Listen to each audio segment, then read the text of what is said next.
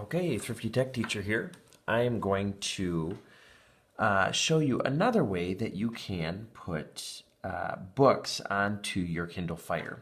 So I showed earlier that if you go into this Books app here, you can go into your Amazon account and you can load books onto here. But there are also ways, and you're limited to 10, like I said, books that you can check out at a time.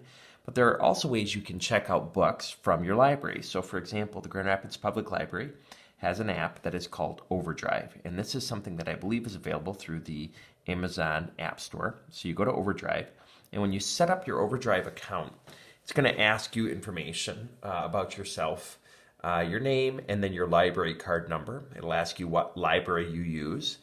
And I set it up, and so Grand Rapids Public Library is the one that comes up.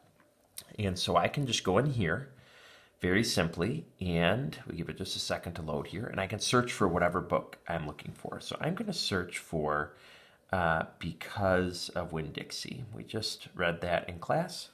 So here you go, Because of Winn-Dixie, and you'll see that a couple options come up. Both an ebook, if I wanted to do it, and an audiobook.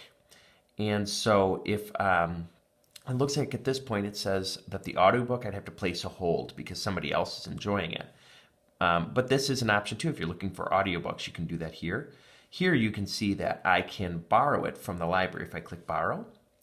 And then once I've done that, what changes down here is it used to say borrow, and now it says go to loans. So if you click go to loans, here I would just click here where it says read now with Kindle. And then it kind of takes you to an Amazon page, and sometimes this works and sometimes it doesn't. So we'll see if it works at this time.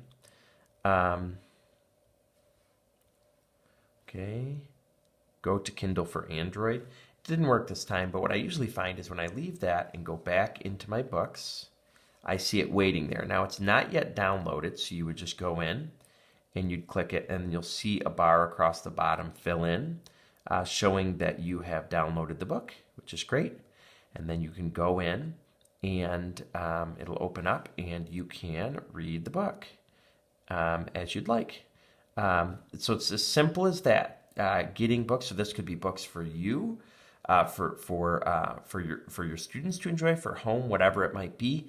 Very, very simple way to do it. You can check and see if your library uses the Overdrive app, but there are tons and tons of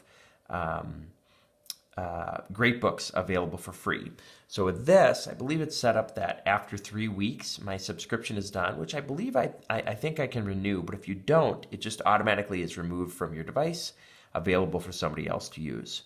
So pretty straightforward, very, very helpful, something that I think that would be good to try, and obviously a great way to get good books on your device at no cost to you. One thing I should note here is if you are in a situation where you are using more than one device, in my case I'm using 12, you can have up to 6 devices synced to this at a time, meaning that if more than 6 people would want to read this book, it's not possible. You'd have to do it through a different account. Hopefully you found this helpful. Let me know if you have any questions in the comments below. Thanks.